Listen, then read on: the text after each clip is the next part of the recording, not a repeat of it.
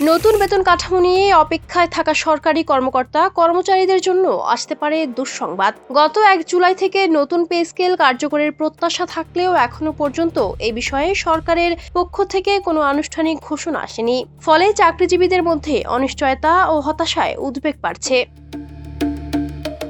এদিকে pay scale বাস্তবায়ন নিয়ে সরকারের প্রস্তুতি এগিয়ে চললেও আন্তর্জাতিক মুদ্রা তহবিল IMF এটি অন্তত 2 বছর পিছিয়ে দেওয়ার পরামর্শ দিয়েছে।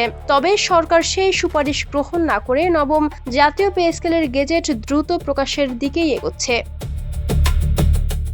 অর্থ ও পরিকল্পনা মন্ত্রী আমির খসরু মাহমুদ চৌধুরী জানিয়েছেন, নতুন বেতন কাঠামোর কাজ এখন চূড়ান্ত পর্যায়ে। মন্ত্রিসভার অনুমোদন মিললেই প্রজ্ঞাপন জারি করা হবে।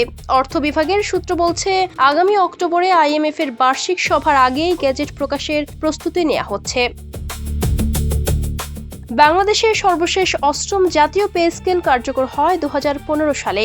এরপর প্রতি বছর 5% বার্ষিক ইনক্রিমেন্ট দেওয়া হলেও নতুন কোনো পে স্কেল ঘোষণা হয়নি।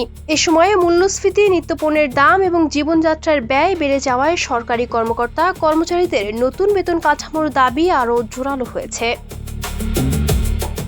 2025 সালের জুলাইয়ে নবম জাতীয় পে কমিশন সরকারের কাছে প্রতিবেদন জমা দেয়। সরকারি চাকরিজীবীদের মূল বেতন 100 থেকে 140% পর্যন্ত বাড়ানোর সুপারিশ করা হয়। প্রস্তাব অনুযায়ী সর্বনিম্ন মূল বেতন 8,250 টাকা থেকে বাড়িয়ে 20,000 টাকা এবং সর্বোচ্চ বেতন 78,000 টাকা থেকে 1,60,000 টাকা করার সুপারিশ করা হয়েছিল।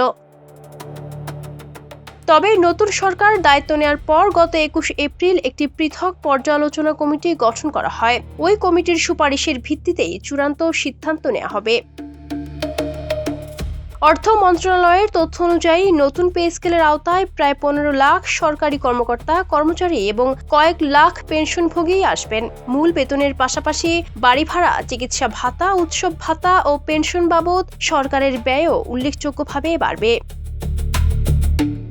অর্থনীতিবিদদের ধারণা, নতুন পে স্কেল কার্যকর হলে সরকারের অতিরিক্ত বার্ষিক ব্যয় প্রায় 82,000 কোটি টাকা পর্যন্ত বাড়তে পারে। এ কারণে IMF বাস্তবায়ন 2 বছর পিছিয়ে দেওয়ার পরামর্শ দিয়েছে।